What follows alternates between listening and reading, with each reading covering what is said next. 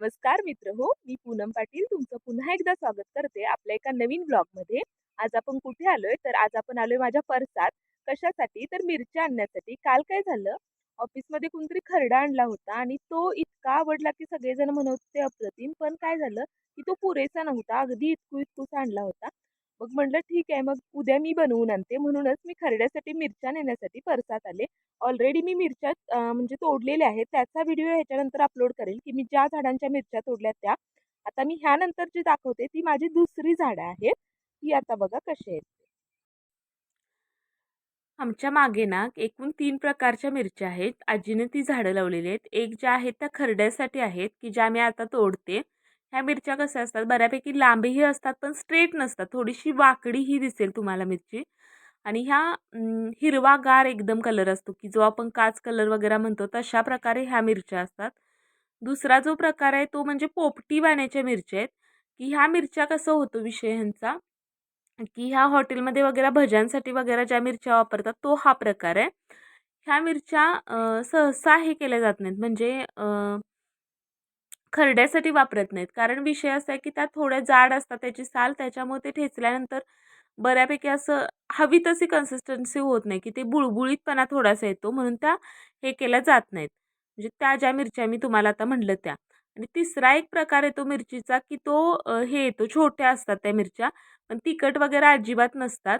मग त्या ज्या मिरच्या आहेत, की त्या ह्याच्यासाठी वापरल्या जातात, की भाजी बनवण्यासाठी. त्याच्यामध्ये जी आपण सांडगी मिरची मिळते ना बाजारात, त्या टाईपमध्ये त्या मिरच्या असतात. मग त्या हे करण्यासाठी वापरल्या जातात, की भाजी वगैरे ज्यावेळी बनवायची असेल, त्यावेळेला ते वापरले जातात. आता बऱ्यापैकी तुम्हाला सगळे प्रकार दाखवलेत व्हिडिओमध्ये पण. म्हणजे ते आता मगाशी दाखवलं ती होती ती ह्याच्यासाठी वापरली जाणारी मिरची. आता जी म्हटली ना मी, भाजीसाठी वापरतात ती ही मिरची आहे. ह्या झाडाचं आता कसं झालंय, बहर संपत आलाय.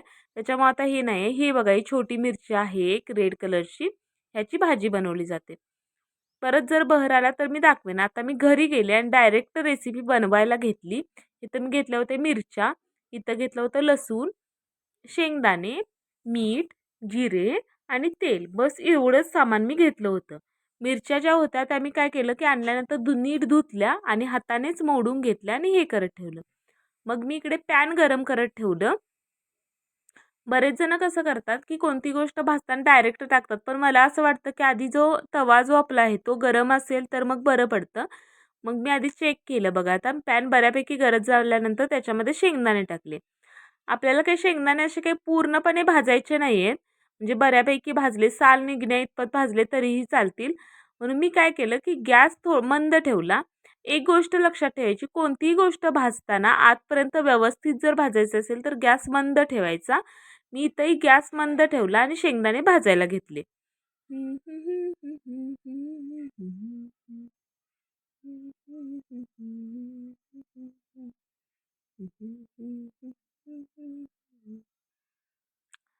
ही आजीची रेसिपी नाही आहे. मी आजीचा जो खरडा दाखवलाय तो आणि हा खरडा फरक आहे. कारण हा मी माझ्या पद्धतीनं बनवलेला खरडा आहे.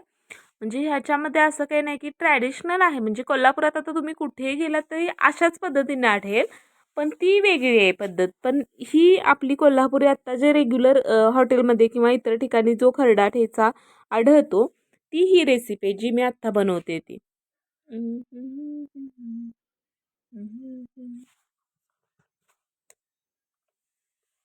मी चेक केलं शेंगदाण्याची साल निघते का, पण बऱ्यापैकी अजूनही शेंगदाणे भाजण्याची गरज होती, म्हणून मी परत भाजत ठेवले शेंगदाणे. इथं मी जवळजवळ 10-1 मिनटं शेंगदाणे भाजते. म्हणजे तुम्हाला जसं गरज असेल तसं तुम्ही म्हणजे भाजू शकता नुसार. मग मी परत एकदा चेक केला. आता बघा शेंगदाण्याची साल निघते, म्हणजे बऱ्यापैकी शेंगदाणे भाजलेले आहेत. मग मी काय केलं, गॅस बंद केला आणि शेंगदाणे काढून घेतले. परत तवा गॅसवर ठेवला. त्याच्यामध्ये जवळजवळ पाऊण चमचा, म्हणजे पाऊण मोठा चमचा, जो पाऊण टेबलस्पून आहे तेवढं तेल घातलं. तेल व्यवस्थित मंद आचेवरच गरम करत ठेवलं.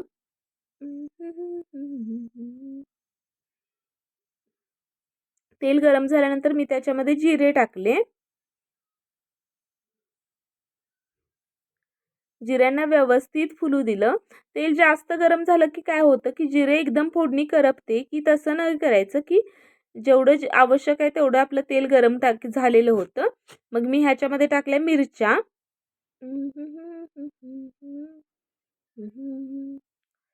मिरच्यांचा ठसका सुटू शकतोय की तेल जर जास्त गरम झालं आणि मिरच्या टाकल्या तर इथं आपलं तेल परफेक्ट आहे, त्याच्यामुळे इतका काही ह्या मिरच्या खूप तिखट आहेत तरी त्या मानानं काही ठसका सुटलेला नाहीये. मग मिरच्या झाल्यानंतर मी घातली लसूण आणि हे बऱ्यापैकी हलवून घेतलं.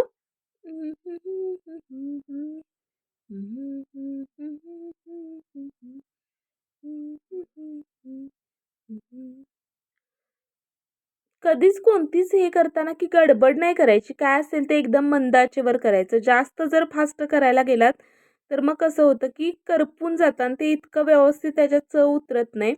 मग आता हे जे तेल आहे ते पण प्रत्येक घटकापर्यंत पोहोचतं. लसूण जरी तुम्ही हे करून बघितलीत तरी प्रत्येक ह्याच्यापर्यंत तेल पोहोचलेलं असतं. त्याच्यासाठी गॅस नेहमीच मंद ठेवायचा. मग मी ह्याच्यामध्ये टाकले शेंगदाणे. शेंगदाणे आपण बऱ्यापैकी भाजले होते. नाही का भाजून घेतले होते की नंतर नाहीतर मग टाकले तर तो म्हणजे कच्चा जो वास असतो तो असा राहतो. त्याच्यापेक्षा आधी थोडेसे भाजून घ्यायचे. बरेच जण कसं करतात की शेंगदाण्याची साल काढतात, पण माझ्या मतानुसार की ती साल आहे त्याच्यामध्ये पण काही घटक असतात की जे शरीरासाठी उपयुक्त असतात, म्हणून मी हे शेंगदाणे तसेच घेतलेत. एखाद्या रेसिपीसाठी जर आवश्यक असेल तर साल काढणं ठीक आहे, पण जिथं गरज नसेल तिथं मला वाटतं की शेंगदाण्याची साल काढणं टाळावं. बऱ्यापैकी भाजल्यानंतर ह्याच्यामध्ये मीठ टाकलं आणि परत हलवून घेतलं.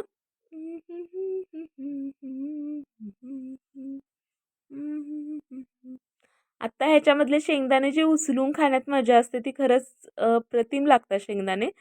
की त्याच्यामध्ये जर बघितलं की थोडंसं मिठाचा खारटपणा जो चटणी आहे ती म्हणजे ह्याचं मिरचीचा जो तिखटपणा आहे तो आतपर्यंत गेलेला असतो शेंगदाण्याच्या, आणि शेंगदाणे हे खरंच अप्रतिम लागतात. मला तरी खूप आवडतात.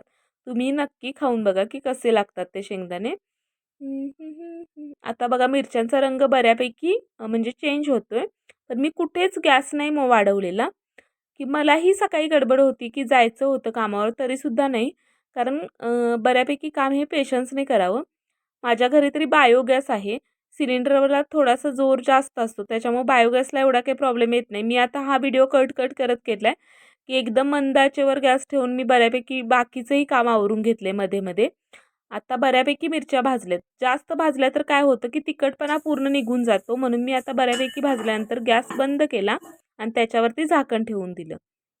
मग हे झाकण ठेवल्यानंतर मी काय केलं की माझं जे बाकीचं काम होतं ते हे म्हणजे गार होईपर्यंत आवरून घेतलं. साधारणतः एक अर्ध्या तासानंतर हे मिश्रण पूर्णतः थंड झालं आणि आत्ता ज्या मिरच्या आहेत तुम्हाला तर दिसत असेल रंग बदललेला, त्या मी खलबत्त्यात काढून घेतल्या. म्हणजे बऱ्यापैकी मागचा जो व्हिडिओ आहे माझा की खरड्याचा त्याच्यामध्ये मी काय केलं होतं की मिरच्या हे केलं होतं की खरडा तव्यातच मिरच्या वाटीच्या साह्याने बऱ्यापैकी रगडून तो खरडा केला होता. तसा खरडा अप्रतिम होतो, पण थोडासा वेळ लागतो. मग सकाळची थोडी गडबड पण असते आणि हे म्हणजे आपलं रुटीन वेगळं पडतं. त्याच्यामुळे मी बऱ्याचदा करताना खलबत्त्यात चेचायला घेते. पण मिक्सरला लावणं खरडा मला असं वाटतं की ही पद्धत पूर्णतः चुकीची आहे, की तो पूर्णच असं वेगळं होतं की जी कन्सिस्टन्सी आपल्याला पाहिजे असते ती नाही राहत आणि खरं सांगायचं तर चवही राहत नाही त्या खरड्याला. म्हणून मी सहसा मिक्सरमध्ये खरडा लावणं टाळते. मग इथं मी काय केलं की चेचायला घेतलं.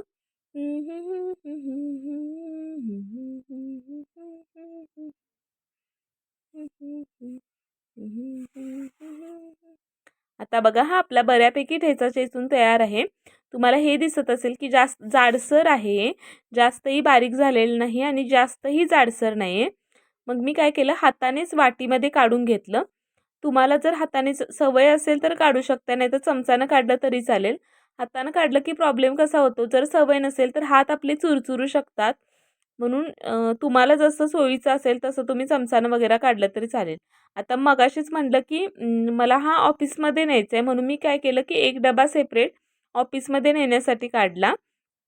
हा जो आहे तो ऑफिसचा डबा भरते की मगाशी घरी भरून झाला. अशा तऱ्हेने म्हणजे घरी खाण्यासाठी आणि ऑफिसमध्ये नेण्यासाठी दोन्ही ठिकाणी हे करण्यासाठी माझा खरडा किंवा ठेचा तयार झाला आहे. तर तुम्हाला कशी वाटली आजची रेसिपी जरूर कळवा आणि जर तुम्हाला माझे व्हिडिओ आवडत असेल तर लाईक करा, शेअर करा, सबस्क्राईब करा. थँक्यू.